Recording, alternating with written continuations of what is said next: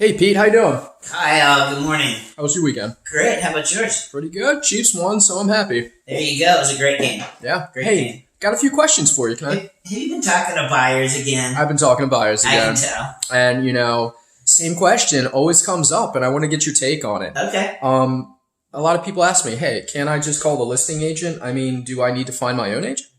You know what? Buyers need their own representation. What it really means when you call the listing agent is you're calling the person who is representing the seller. And has their best And interests. has their best interest in mind. Right. So it's like, if you're a defendant, do you want the district attorney representing you? No, or I do you don't want a think so. defense attorney? I think so. I think Exactly. I'll take It's the the attorney. same kind of concept. Got it. Yeah. So the thing is, a lot of people just don't want to pay commission. So Buyers don't pay commission, and that's a myth. it's a myth. It's an unknown. A lot of people don't know that. That's the bottom line. But buyers don't pay commission. Sellers pay commission. So what happens is, in a nutshell, when an agent, a realtor, goes out and lists a property, Yeah. they negotiate with the seller for a fee, and then that agent splits that fee with the buyer's agent. So both agents get paid, Okay. but the buyer doesn't pay for that.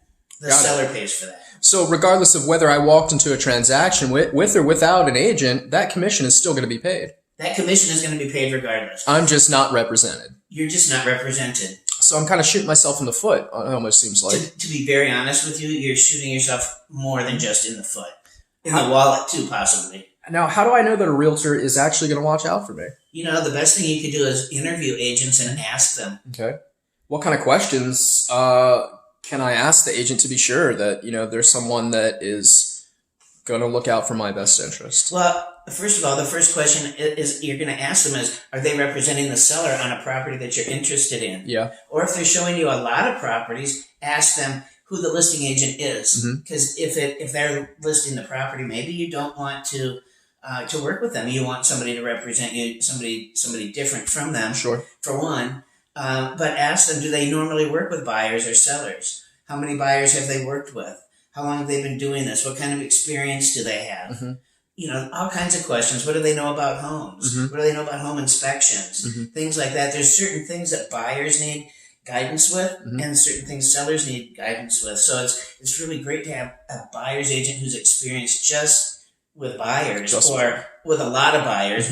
Both buyers and sellers is okay, but a lot of buyers. What are some basic things that, a buyer agent is going to do for me if I decide to work with them? So the first thing is they're going to help you get a mortgage taken care of, give you some suggestions, a list of different lenders, or how to find a lender on your own. Okay. So they're going to help you with that process. Then they're going to find properties for you through the MLS, or you could be able to look, if you're a buyer, you could look on Realtor.com or Zillow or anything like that yourself too. But they're going to find you properties. They're going to show you the properties, and they'll point out things that they see that you may not see. Okay. Some things might be good things, and some things may not be. But they're also going to make recommendations that you can do. Because a lot of people have questions. They go into a property, they love the house. But what about the neighborhood? Yeah. How do you find out about the neighborhood? Well, you can call the police department and get what are the calls like in the area. You can check the sex offender list registry and find out how close are there any sex offenders. Questions about schools, questions about the electric companies and so on. So there's a lot of things that they'll set you up with to prepare you for ownership of a particular home or of any home you're interested in. It sounds to me like working with representation is really the only way to go into a real estate transaction. Well, that's true, because otherwise you're kind of going in blind. Right. And the bottom line is that buying a home is for most Americans, buying a home is the largest investment you're ever going to make. Right. And so why would you go in there without somebody who is licensed, because a license is required in all 50 states. So go in there with somebody who's licensed and who knows what they're doing, so they can walk you through the process. The bottom line is, like our team, we educate. That's what we want to do, is educate buyers so they know exactly what they're getting, exactly what the process is, so that they can make their own sound business and living decision.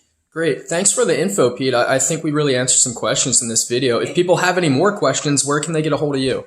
Give me a call, 813-514-5771. You can text me. You can email me at peter.clicker at exprealty.com. You can always visit the Clicker Connection channel on YouTube. Right. All right? All right. Thanks, Pete. Anytime.